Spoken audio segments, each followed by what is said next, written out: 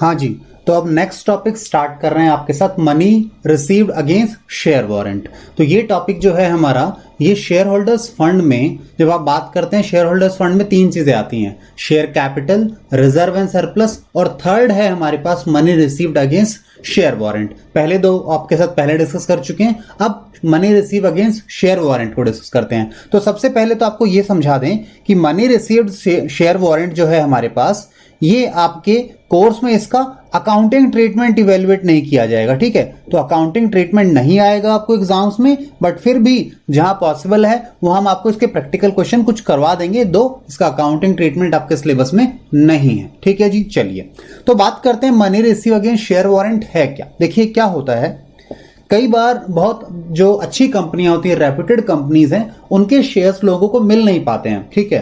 काफी बार अप्लाई करते हैं, शेयर्स नहीं मिलते, तो कई बार इस तरह के ऑप्शन मिलते हैं कि आप पहले पैसा दे दीजिए, कंपनी का इश्यू वगैरह कुछ नहीं आया है, पहले पैसा दे दीजिए आप, ठीक है।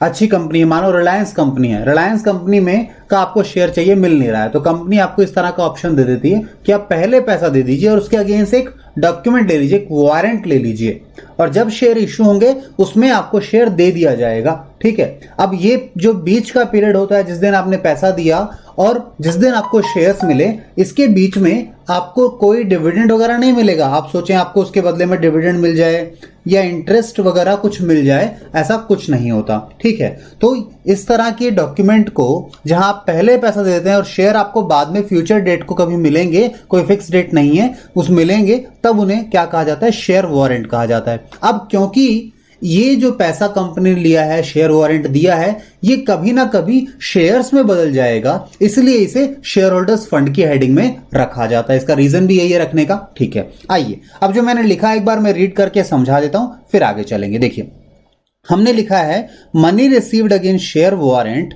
Is to be disclosed as a separate line under share holders fund.